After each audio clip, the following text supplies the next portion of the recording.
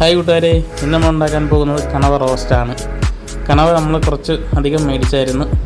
നമ്മൾ നീണ്ടാരെ പോയി, അപ്പോൾ അന്ന് കുറച്ച് കണവ മേടിച്ചായിരുന്നു. എന്നിട്ട് ഇന്ന് റോസ്റ്റ് ചെയ്തെടുക്കാമെന്ന് വിചാരിച്ചു.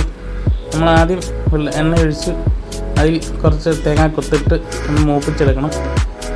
തേങ്ങാക്കൊത്ത് ഇച്ചിരി വലിപ്പം കുറച്ചാലും കുഴപ്പമില്ല. നമ്മളിൽ പെട്ടെന്ന് ഉണ്ടാക്കുകയായതുകൊണ്ട് തേങ്ങാക്കൊത്തിന് ഇച്ചിരി വലിപ്പം കൂടി പോയി. കോരി മാറ്റിയ ശേഷം അതിലേക്ക് കടുകിട്ട് പൊട്ടിച്ച് അതിൽ കുറച്ച് കറിവേപ്പില ഇട്ട് അതൊന്ന് മൂത്ത് വരുമ്പോൾ നമ്മൾ സവാളയാണ് ഇടാൻ പോകുന്നത്. സവാളയ്ക്ക് പകരം കൊച്ചുള്ളി ഇട്ട് കഴിഞ്ഞാലും നല്ല ടേസ്റ്റാണ്. നമ്മളിടുന്നത് സവാളയാണ്. സവാളയ്ക്ക് ആവശ്യമായ കുറച്ച് ഉപ്പും കൂടി ഇട്ട് കൊടുത്താൽ സവാള പെട്ടെന്ന് വഴണ്ട് വരും. അതിനുവേണ്ടിയാണ് ഉപ്പിട്ടത്. ഉപ്പ് ഇട്ട് അതൊന്ന് ഇളക്കി അടുക്കി പിടിക്കാൻ ഇളക്കി കൊടുക്കണം. അതിലേക്ക് ഒരു 3-4 പച്ചമുളകും കൂടെ കീറിയിടണം. ആവശ്യത്തിന് ഇട്ടാൽ മതി. അത് കഴിഞ്ഞ് നമ്മൾ ഇടുന്നത് ഇഞ്ചിയും വെളുത്തുള്ളിയും ചതച്ചതാണ്.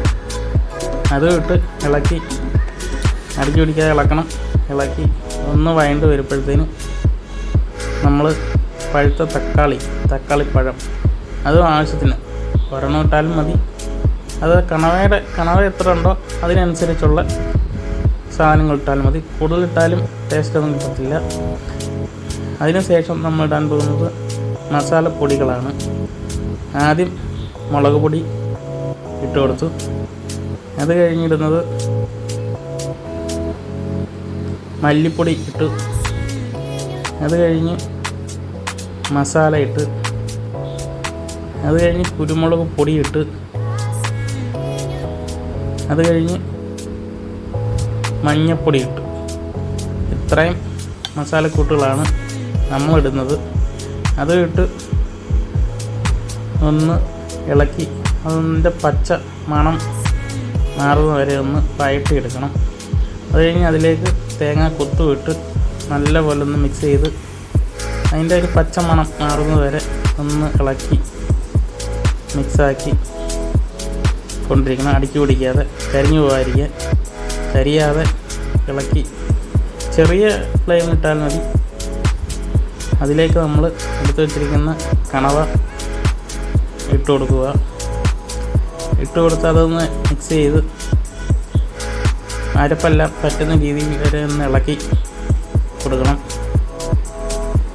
നല്ല വൃത്തിക്ക് ഒന്ന് മസാല ആ കണവയിലെല്ലാം പറ്റുന്ന രീതിയിലൊന്ന് ഇളക്കി മിക്സ് ചെയ്ത്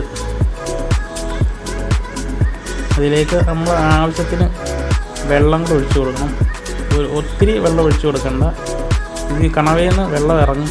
അതുകൊണ്ട് ഇത് വേവാൻ വേണ്ടി ഇത് വേവുള്ളതാണ്. അതുകൊണ്ട് അതിന് ആവശ്യത്തിന് കണവയിൽ നിന്നും വെള്ളം ഇറങ്ങും. പിന്നെ നമ്മൾ ആവശ്യത്തിന് വെള്ളം ഒഴിച്ചു കൊടുക്കണം. ഒരുപാട് വേണ്ട. അത് നികർന്ന് നയിക്കുന്നവരെ അതിൽ നിന്നും വെള്ളം ഇറങ്ങും. കണവയിൽ നിന്നും വെള്ളം ഇറങ്ങും. അതുകൊണ്ട് ഇത്രയും വെള്ളം ഒഴിച്ചു കൊടുത്താൽ മതി. അതൊന്ന് ഇളക്കി പിന്നെ കണവയ്ക്ക് ആവശ്യമായ ഉപ്പും, നമ്മൾ സവാളയ്ക്കല്ലേ ഉപ്പിട്ടുള്ളൂ, കറിക്ക് ആവശ്യമായ ഉപ്പ് കൂടെ ഇട്ട് അതൊന്ന് അടച്ച് വെച്ച് ഒന്ന് തിള വരുമ്പോൾ അതൊന്ന് ഇളക്കി കൊടുക്കണം. അടുക്കി പിടിക്കാതിരിക്കാൻ. ഇപ്പോൾ നല്ല ഫ്ലെയിമിലിട്ടാണ് നമ്മൾ വേവിച്ചെടുക്കുന്നത്. ഒന്ന് തിള വരുമ്പം അടപ്പ് മാറ്റി അതൊന്ന് ഇളക്കി കൊടുക്കണം. അടുക്കി പിടിക്കാതിരിക്കാൻ വെള്ളമുണ്ട്, എന്നാലും ഒന്ന് ഇളക്കി മിക്സ് ചെയ്ത് ഒന്ന് കൊടുക്കണം. ഉണ്ടോ വെള്ളം ഇപ്പം കൂടുതലായിട്ടുണ്ട്.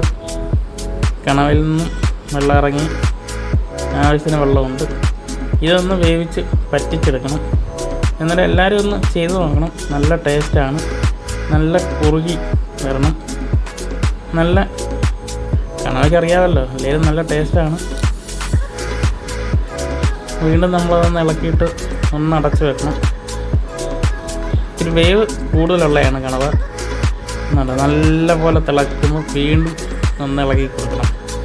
അടുക്കി പിടിക്കാതിരിക്കാൻ ഒന്ന് ഇളക്കി സമയം എടുക്കും ഇത് കേട്ടോ. പെട്ടെന്നൊന്നും ആയി വരത്തില്ല.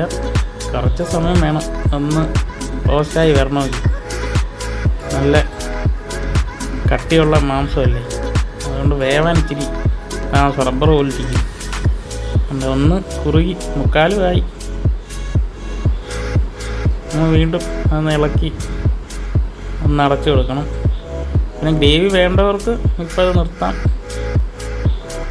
നല്ല റോസ്റ്റായിട്ട് എടുക്കണമെങ്കിൽ ഇനിയും ഒന്ന് തിളപ്പിച്ചെടുത്താൽ റോസ്റ്റാവും. ഇതെല്ലാവരും ഒന്ന് ഉണ്ടാക്കി നോക്കണം. ഈ വീഡിയോ ഇഷ്ടമായാൽ എല്ലാവരും ഈ ചാനൽ ഒന്ന് സബ്സ്ക്രൈബ് ചെയ്യണം, ലൈക്ക് ചെയ്യണം, ഷെയർ ചെയ്യണം.